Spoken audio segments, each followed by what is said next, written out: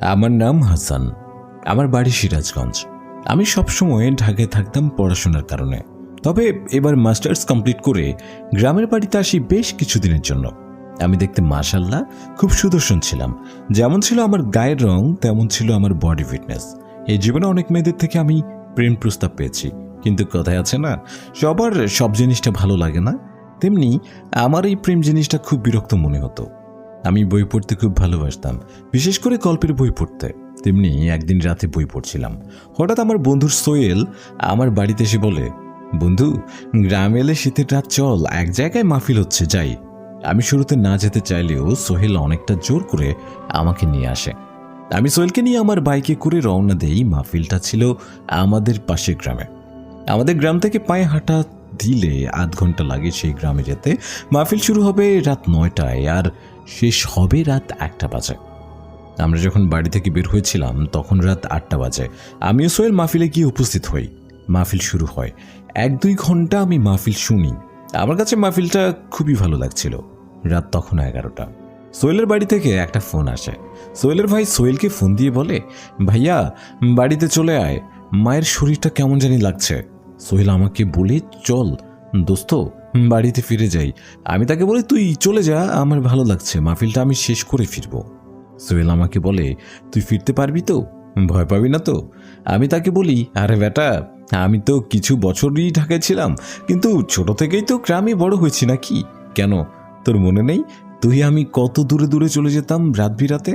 সোহেল আমাকে বলে, তাহলে আমি একটা অটো করে বাড়িতে চলে যাই, তুই বাইক নিয়ে ফিরে আসিস। আমি সোহেলকে বলি, ঠিক আছে তুই যা, আমি পুরো মাহফিলটা শেষ করেই ফিরবো। দেখতে দেখতেই মাহফিল শেষ হয়ে যায়। মাহফিলের জন্য অনেক বড় একটা মেলা বসেছে। আমি দেখি একটা লোক গরম গরম মিষ্টি ভাজতেছে। আমার মনে পড়ে যায় মা তো মিষ্টি খেতে খুব পছন্দ করে, তাই আমি 2 কেজি মিষ্টি কিনে বাড়ির উদ্দেশ্যে রওনা দিই। এই গ্রাম থেকে আমাদের গ্রামে যাওয়ার মাঝে অনেক বড় একটা দিঘি পড়ে। সেই দিঘিটা আমাদের গ্রামের রাস্তার পাশেই ছিল। সেই দিঘিটার সামনে আমি যখন আসি, আমার বাইকটার স্টার্ট বন্ধ হয়ে যায়। হঠাৎ করে স্টার্ট কেন বন্ধ হলো আমি বলতে পারি না। টাঙ্কিটা ফুল করে রেখেছিলাম তেল ভরে, তাহলে বাইকটা হঠাৎ থেমে গেল কেন? রাত তখন 2টা বাজে। আমি লক্ষ্য করি সে রাস্তার ওপারেই ওই দিঘিটার ভেতরে কেউ একজন গোসল করছে। আমি রাস্তায় দাঁড়িয়ে কোনো একটা মেয়ের হাসি শব্দ পাচ্ছিলাম বারবার। আমি আমার ফোনটাকে বের করি আর ফোনের লাইটটা অন করি। আস্তে আস্তে আমি রাস্তার ওপারে যাই। আমি যখন সেই দিঘিটার কাছে যাই, আমি দেখি একটা মেয়ে দিঘির পানিতে গোসল করছে। আমি মনে মনে বলি, এত রাতে একটি মেয়ে দিঘির পানিতে গোসল করছে? আমি লক্ষ্য করে দেখি মেয়েটি একা একাই হাসাহাসি করছে, কিন্তু মেয়েটির সামনে কেউ ছিল না। মেয়েটির মুখ আমি দেখতে পাচ্ছিলাম না। মেয়েটি যখন বুঝতে পারে তার পেছনে কেউ দাঁড়ানো, তখন সে একটা পানিতে ডুব দেয় আর কোথায় যেন একটা অদৃশ্য হয়ে যায়। কি দেখলাম কিছুই বুঝলাম না। এটা কি আমার চোখের ভুল ছিল কিনা সেটাও বলতে পারবো না। আমি আবার রাস্তার এপারে এবার বাইকটার কাছে চলে আসি। তখন আমি লক্ষ্য করি আমার থেকে কিছুটা দূরে একটি মেয়ে হেঁটে হেঁটে আমার কাছে আসছে। এত রাতে একটি মেয়ে কোথা থেকে এলো? নেক্সট সবটাই জানতে পারবেন পরবর্তী পর্বে। আর হ্যাঁ, আমি কিছুটা ব্যস্ত আছি, এই কারণে জিনের প্রেম গল্পটা দিতে পারছি না, তাই নতুন গল্পটি আপনাদের জন্য দিলাম। এটা আগে থেকেই লেখা ছিল। জিনের প্রেম গল্পটির পাশাপাশি এই গল্পটিও আপনারা প্রতিদিন পেয়ে যাবেন। আমি আরিয়ান আজ আপনাদের থেকে বিদায় নিলাম। এমন সময় আমি লক্ষ্য করি আমার থেকে কিছুটা দূরে একটা মেয়ে আমার দিকে এগিয়ে আসছে। মেয়েটি বোরকা পরিহিত। মেয়েটি আমার কাছে এসে বলে, ভাইয়া আপনি কি মাহফিল থেকে ফিরছেন? আমি বলি, হ্যাঁ, আমি তো মাহফিলে গিয়েছিলাম। আপনি কোথায় গিয়েছিলেন সেখানে? সে বলে, হ্যাঁ, আমিও সেখানে গিয়েছিলাম মাহফিল শুনতে, তবে এখন বাড়িতে ফিরবো, কোনো গাড়ি পাচ্ছিলাম না। আমি বলি, আপনি একজন মেয়ে হয়ে পাশের গ্রাম থেকে এই গ্রামে এসেছেন মাহফিল শুনতে? মেয়েটি আমাকে বলে, এখানে আমার মামার বাড়ি ছিল, তাদের বাড়িতে থাকার কথা ছিল আজ আমার, তবে মামা মামিকে নিয়ে একটু ঢাকায় গেছে, এটা আবার আমি জানতাম না, তাই এখন বাধ্য হয়ে হাঁটা শুরু করলাম নিজের বাড়ির উদ্দেশ্যে। আমি মেয়েটাকে বলি, আমার বাইকটাও তো কি যেন একটা হয়েছে, আপনি আমাকে কি আপনার সাথে নেবেন? দেখেন আমিও আছি, আপনিও আছেন, আপনি সাথে থাকলে একটু সাহস থাকবে। এমনিতে আমি এত রাতে একটা মেয়ে একা একা যাচ্ছি, আমার খুব ভয় লাগছে। আপনি কি আমাকে আপনার সাথে নিতে পারেন ভাইয়া? আর তাছাড়া আপনাকে দেখে ভদ্র বাড়ির ছেলে মনে হচ্ছে, আচ্ছা, আর আমার বাইকটাকে একটা গাছের সাথে লক করে রেখে দেই, আর সকালে সেটার কিছু একটা করব। আমি আর সে মেয়েটি আমাদের গ্রামের উদ্দেশ্যে হাঁটা দেই। আমি মেয়েটির কাছে জানতে চাই, আচ্ছা আপনি কোন বাড়ির মেয়ে? তবে মেয়ের যে কোনো কথা বলছে না। মেয়েটি এক ধ্যানে আমার হাতের রাখা মিষ্টির প্যাকেটের দিকে তাকিয়ে আছে। মেয়েটি আমাকে বলে, আপনি বোধহয় মিষ্টি কিনেছেন তাই না? আমি বলি, জি, আমার আম্মু মিষ্টি খেতে খুব পছন্দ করে তাই। মেয়েটি আমাকে বলে, কিছু মনে না করলে আমি সেখান থেকে একটা মিষ্টি খেতে পারি? আমি খুব অবাক হই, এভাবে কেউ কাউকে বলে না বা চায় না কিছু। আমি তাকে বলি, হ্যাঁ অবশ্যই। আমি আমার হাতের মিষ্টির প্যাকেটটা ধরি। ওই মেয়েটি থাপা দিয়ে মিষ্টি প্যাকেটটা তার হাতে নিয়ে নেয় আর পাগলের মতো মিষ্টিগুলো খেতে শুরু করে। মিষ্টি খাবার ধরন দেখে আমি বুঝে গেছি এটা কোনো মানুষ না, কারণ সে যখন মিষ্টি খাচ্ছিল আমি লক্ষ্য করে দেখি তার চোখের রং এখন পরিবর্তন হচ্ছে, আর আমি খুব ভয় পেয়ে যাই। আমি সেখান থেকে একটা দৌড় লাগাই বাড়ির উদ্দেশ্যে। আমি আর পিছনে ঘুরে তাকাইনি, কি হয়েছে না হয়েছে আমি আর দেখিও নি। আমি দৌড়াতে দৌড়াতে আমাদের গ্রামের 3 রাস্তার মোড়ে এসে দাঁড়াই। এখান থেকে আমাদের বাড়িটা খুব কাছেই, কিন্তু তখনই আমি আমার সামনে সে মেয়েটিকে আবার দেখি। আমি দৌড়াতে দৌড়াতে আমাদের গ্রামের 3 রাস্তার মোড়ে এসে দাঁড়াই। এখান থেকে আমাদের বাড়িটা খুব কাছেই। আমি ভাবছিলাম কি হলো এইসব আমার সাথে, যখনই আমি সামনে লক্ষ্য করে দেখি সেই বোরকা পরিহিত মেয়েটা আমার দিকে হেঁটে আসছে। আমি এসব দেখে আরও অনেকটা ভয় পেয়ে যাই। আমি সেখান থেকে পালিয়ে এখানে এলাম, আর এই মেয়েটা চোখের পলকে এখানে কিভাবে এলো? এবার আমার ধারণা সঠিক হলো, এই মেয়েটা কোনো মানুষ না। সে আমার কাছে এসে বলে, দৌড়ালেন কেন? আমি আপনাকে দেখে খুব পছন্দ করেছি, আমি আপনাকে ভালোবেসে ফেলেছি। আপনার মতো এত সুদর্শন একটা ছেলেকে যে কেউ ভালোবাসবে। আমি আর নিতে পারছিলাম না, আমি সেখানে অজ্ঞান হয়ে পড়ে যাই। সকালে আমি আমার জ্ঞান ফিরে পাই। আমি দেখি আমি সেই দিঘিটার কাছে বাইকের সামনে শুয়ে আছি, কিন্তু আমি তো এখানে ছিলাম না। আমি আমাদের গ্রামেই সেই 3 রাস্তার কাছে ছিলাম। আমি উঠে দাঁড়াই আর বলি, দেখি তো এখন বাইকটা স্টার্ট নেয় কিনা। আমাকে অবাক করে দিয়ে বাইকটা পুরোপুরি স্টার্ট নেয়। বাইকটা তো ঠিক আছে, তাহলে রাতে কি হয়েছিল? আমি কি এখানে শুয়ে পড়েছিলাম আর ওইসব কি সবই স্বপ্ন ছিল আমার? তখনই আমার মিষ্টির প্যাকেটের কথাটা মনে পড়ে। আমি চারিপাশে মিষ্টির প্যাকেটটা খুঁজতে শুরু করি। কই, কোথাও তো সেই মিষ্টির প্যাকেটটা নাই। তার মানে আমার সাথেই যা হয়েছে সেটা কোনো স্বপ্ন ছিল না। আমি বাইক চালিয়ে বাসায় চলে আসি। মা বাবাকে এই বিষয়ে কিছু বলি না, তারা শুধু শুধু চিন্তা করবে। আমি সোহেলকে সব কিছু খুলে বলি। সোহেল বলে, ওই দিঘিটা ভালো না। অনেকে বলে সেই দিঘিটায় নাকি প্রতি পূর্ণিমা রাতে পরীরা এসে গোসল করে। অনেকে সেটা দেখেছে, কিন্তু তারা কারো কোনো ক্ষতি করে না, যদি না কেউ তাদের কোনো ক্ষতি না করে। তুমি কি তাদের কোনো ডিস্টার্ব করেছিলে? তখনই আমার মনে পড়ে যায়, সেদিন রাতে তো আমি সেই মেয়েটা যখন গোসল করছিল তাকে পেছন থেকে অনেকবার ডাক দেই। হয়তো এটার কারণেই সে আমার পিছনে লেগেছিল। সোহেল বলে, যা হয়েছে হয়ে গেছে, এখন এসব বাদ দাও। সবটা কি আসলে চাইলে বাদ দেওয়া যায়? রাতে আমার সাথে যা ঘটে এরপর থেকে আমার জীবনটা কেমন যেন একটা হয়ে যায়।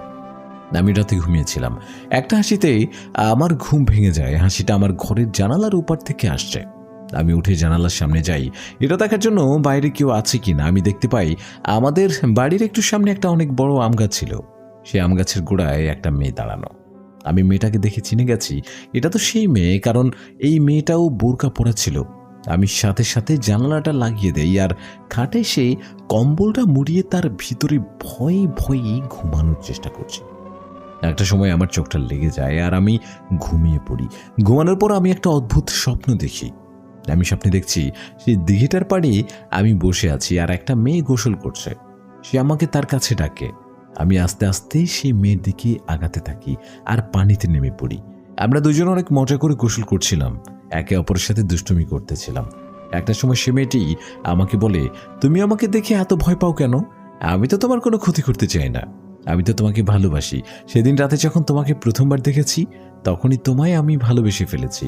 তুমি শুধুই আমার, আমি তোমাকে অন্য কারো হতে দেব না। এটা বলে মেয়েটি আমাকে জড়িয়ে ধরে আর আমার স্বপ্নটা ভেঙে যায়। ঘুম থেকে উঠে দেখি এখন সকাল হয়ে গেছে। কি হচ্ছে আমার সাথে আমি কিছুই বুঝতে পারছিলাম না। আমি সিদ্ধান্ত নেই বাবা মাকে বিষয়টা জানাতে হবে, আর বাবা মাকে সব কিছু খুলে বলি সেদিন রাতের কথা আর ওই মেয়েটার কথা।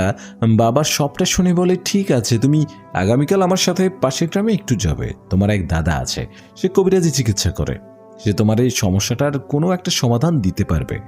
রাতে বাবা আমার সাথে ঘুমায়। সেদিন রাতে আর কিছু হয় না আমার সাথে।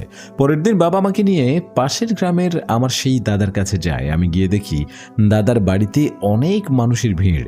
বাবা বলে, তোমার দাদা অনেক বড় একজন কবিরাজ, আশেপাশের অনেকেই তার কাছে চিকিৎসার জন্য আসে। 2 ঘন্টা পর দাদা আমাদের সাথে দেখা করতে আসে। আমার বাবাকে এসে দেখে বলে, কিরে ভাইপো, এতদিন পরে কাকার কথা মনে পড়লো? তোর বাবা ছিল আমার সব থেকে কাছের বন্ধু। সে মারা যাওয়ার পরে তোদের বাড়িতে আর যাওয়া হয়নি। এই বলে কি তোরাও আমার বাড়িতে আসা ভুলে যাবি? বাবা বলে, না না কাকা, এভাবে কেন বলছেন? আপনি তো আমাদের কাছের মানুষই। সে বলে, ঠিক আছে, বাদ দে। এখন কি কারণে এসেছিস এই কাকার কাছে? বাবা বলে, এটা আমার ছেলে, আপনার নাতি। দাদা আমাকে বলে, হ্যাঁ, ছোটবেলায় একবার দেখেছিলাম। দাদা বলে, কি হয়েছে, কোনো সমস্যা নাকি, বল আমাকে। আমি দাদাকে সব কিছু খুলে বলি। সেদিন রাতের কথা ও যা যা হয়েছে আমার সাথে এই পর্যন্ত সবটা শুনে দাদা বলে, ঠিক আছে, আমি কাল এই তোর উপরে সেই জিনটাকে হাজির করব। তোরা বাড়িতে যা, কাল আমি তোদের বাড়িতে আসবো। আমরা দাদার থেকে বিদায় নিয়ে বাড়িতে চলে আসি। কবিরাজ দাদা কি পারবে এই পরীর হাত থেকে আমাকে বাঁচাতে?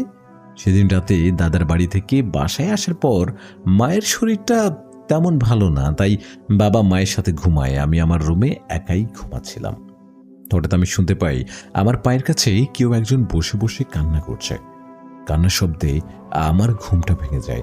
আমি চোখ খুলে দেখি এটা তো সেই মেয়ে, কিন্তু এখন সেই মেয়েটি আর বোরকা পরা না, খুব সুন্দরী একটা লাল রঙের শাড়ি পরা সুন্দরী একটা মেয়েকে লাগছেই অসাধারণ দেখতে। কেবল একটা নীল টিফাতে কালো রঙের চুড়ি। আমি উঠে পড়ছি আর বলি, আপনি আমার ঘরে আসলেন কিভাবে? মেয়েটি আমাকে বলে, আমি যে তোমাদের মতো মানুষ না, এটা তো এতদিনে তুমি বুঝে গেছো। তবে বিশ্বাস করো, আমি আসলেই তোমাকে অনেক ভালোবাসি। তুমি কেন আমাকে তোমার থেকে আলাদা করার জন্য এত চেষ্টা করছো? আমি তো তোমার কোনো ক্ষতি করব না। আমি শুধু আমার ভালোবাসার মানুষটার কাছাকাছি থাকতে চাই।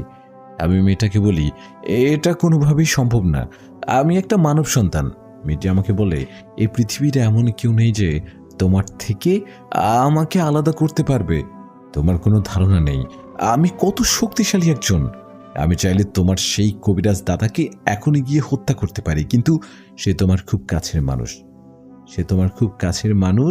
সে তোমার ভালোর জন্যই কালকে আমাকে হাজির করার চেষ্টা করবে। তার এত ক্ষমতা নেই সে আমাকে হাজির করতে পারবে। মন দিয়ে শোনো, সে যখন আমাকে হাজির করতে ব্যর্থ হবে তখন শুধু তাকে একবার বলে দিও আমি নার্গিস পরীর সন্তান, রেশমি পরী। এরা বলে সে মেয়েটি সেখান থেকে উধাও হয়ে যায়। আমি জোরে জোরে বাবা মাকে ডাকতে থাকি। তারা খুব দ্রুতই আমার রুমে আসে আর আমার কাছে জানতে চায় কি হয়েছে। আমি তাদের সব কিছু খুলে বলি। সবটা শুনে বাবা বলে, কালই তোর দাদা এসে এটার একটা সমাধান দেবে। আমি বড় বাচ্চাদের মতো ভয় পেতে শুরু করি। কেমন হয়ে গেলাম আমি, এখন একা একা কোথাও যেতে খুব ভয় লাগে আমার। সেদিন বাবা মা আমার সাথেই থাকে। আমার বয়স এখন 28। এত বড় ছেলেটাকে তার বাবা মা পাহারা দিচ্ছে, এটা ভাবছি নিজের কাছে খুবই লজ্জা লাগছে। কিন্তু আমি খুব ভয় পাচ্ছিলাম। যেখানে কখনো কোনো মানুষের প্রেমেই পড়তে চায়নি, আর মেয়েটা তো কোনো মানুষই না। পরের দিন সেই কবিরাজ দাদা আমাদের বাসায় আসে। দাদা আমার বাবাকে বাজার থেকে কিছুটা জিনিস আনতে বলে, একটা গোলাপ জলের 1 প্যাকেট, আগরবাতি, 5 কেজি মিষ্টি আর 1 হাঁড়ি দই।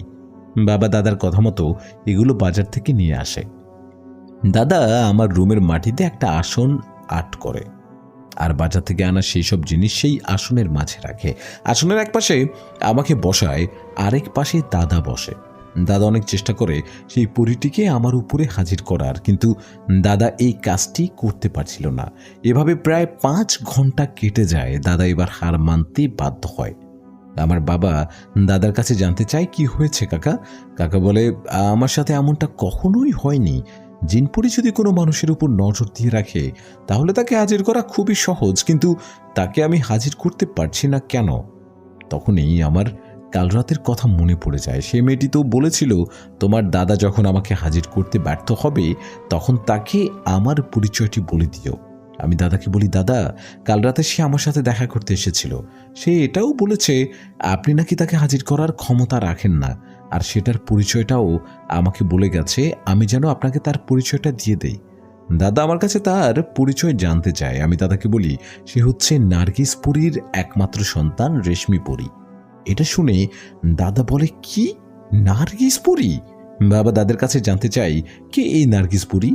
দাদা বলে, সে হচ্ছে পরীদের রানী। সে খুব শক্তিশালী, আর ওই পরীটা হচ্ছে তার সন্তান। সেও কম শক্তিশালী না, এই কারণে তাকে আমি হাজির করতে পারছিলাম না। বাবা বলে, তাহলে এখন আমার ছেলেকে কিভাবে উদ্ধার করব? সেই দাদা বলে, আমি আমার উস্তাদকে তোমাদের বাড়িতে নিয়ে আসব। সে ইন্ডিয়ায় থাকে, তবে সে কিছু একটা ব্যবস্থা অবশ্যই করে দেবে।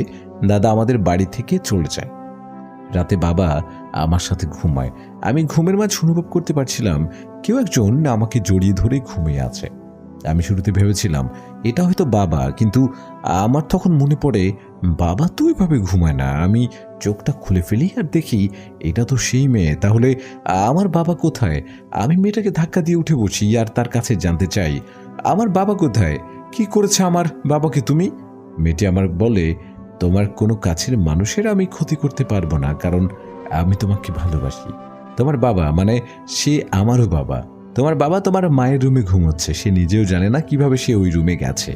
দেখো, তোমাকে আমি আগেও বলেছি, এখনো বলছি, আমি তোমার কোনো ক্ষতি করব না। আমি শুধু তোমাকে ভালোবাসি। কেন বুঝতে চাচ্ছ না? আমি তাকে বলি, মানুষ আর পরীর কখনো ভালোবাসা হয় না। সে বলে, অবশ্যই হয়, আমি এটা প্রমাণ করে দেব। এটা বলে সে আমাকে এসে জড়িয়ে ধরে। আমি জোরে একটা চিৎকার দেই। সে আমার চোখের সামনে থেকে উধাও হয়ে যায় আর বাবা মা আমার রুমে প্রবেশ করে। আমি বাবার কাছে জানতে চাই, তুমি ওই রুমে গেলে কখন? বাবা বলে, আমি নিজেও জানি না, আমি তোর সাথে ঘুমিয়েছিলাম। আমি বলি, কি হচ্ছে আমার সাথে? আমাকে বাঁচাও। বাবা, কিছু তো একটা করো।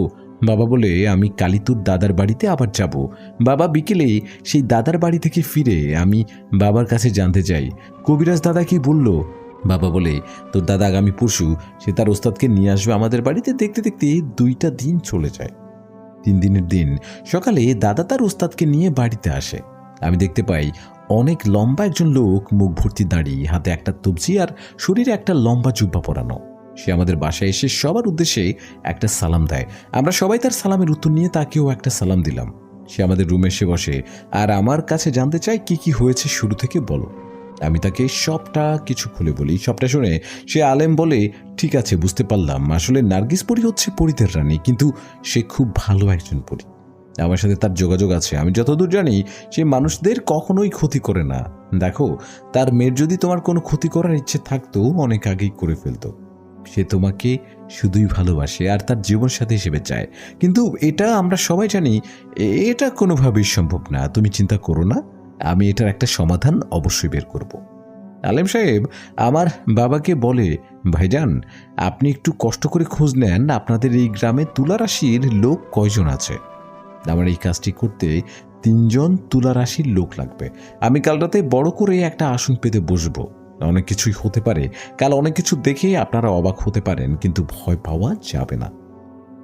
আমি সবাইকে যেমনটা শিখিয়ে দেবো তেমনটাই করবেন। মনে রাখবেন, একটা ভুল আর সব কিছু নষ্ট হয়ে যাবে। বাবা খোঁজ নিতে শুরু করে আমাদের গ্রামে তুলা রাশির মানুষ কে কে আছে। বাবা খুব কষ্ট করে টাকার বিনিময়ে 3 জন লোককে এই কাজের জন্য রাজি করায়, যাদের রাশি ছিল তুলা। তার একদিন পর সেই আলেম সাহেব আমার রুমে বড় করে একটা আসন বসায়। সেই আসনের মাঝে সেই 3 জন তুলা রাশির ব্যক্তিকে বসানো হয়। তাদের 3 জনকে সে হাফেজ সাহেব বলে, আপনারা ভয় পাবেন না, আপনাদের 3 জনের কিছুই হবে না, কিন্তু আপনারা যদি একটু সাহস দেখান তাহলে এই ছেলেটার জীবনটা বেঁচে যাবে। হাফেজ সাহেব সেই 3 ব্যক্তির প্রথম ব্যক্তিকে বলে, আপনার উপরে সেই পুরীর রানী নার্গিসকে আমি হাজির করব। আর দ্বিতীয় ব্যক্তিকে বলে, আপনার উপরে সেই রেশমি পুরীকে আমি হাজির করব, যার কারণে এই ছেলেটা এত কষ্ট ভোগ করছে। তখন আমার বাবা সেই হাফেজ সাহেবকে বলে, কিন্তু আপনি তো 3 জন ব্যক্তিকে আনতে বলছিলেন। হাফেজ সাহেব বলে, হ্যাঁ, তার উপরেও একটি পরী হাজির হবে। সেই পরীটি কে আর কেনই বা হাজির হবে সেটা আপনারা তখনই বুঝতে পারবেন। হাফেজ সাহেব কোরআন পড়া শুরু করে আর সেই 2 জন পরীকে হাজির করার জন্য বারবার চেষ্টা করতে থাকে। একটা সময় পরীদের রানী ও তার মেয়ে রেশমি পরী এখানে থাকা সেই 2 জন ব্যক্তির ভিতরে প্রবেশ করে। পরীদের রানী নার্গিস হাফেজ সাহেবকে বলে, তোর এত বড় সাহস, তুই আমাকে মানব সমাজে আসতে বাধ্য করিস, তোর কি মরার ভয় নেই? কিন্তু আরেকদিকে তার মেয়ে রেশমি পরী কিছুই বলছিল না। আমি দেখতে পাই রেশমি পরী যে ব্যক্তির ভেতরে প্রবেশ করেছিল সেই লোকটা আমার দিকে এক নজরে তাকিয়ে একটা মায়াবী হাসি দিয়ে আছে। আসলে রেশমি পরী খুব খুশি ছিল যে এত কাছ থেকে সে আমাকে দেখতে পাচ্ছে। একটা পর্যায়ে আমরা দেখতে পারি সেই তৃতীয় ব্যক্তিটি কেমন যেন কাঁপাকাঁপি করছে, তার ভিতরেও কেউ একজন প্রবেশ করছে। সেই লোকটা বলে ওঠে,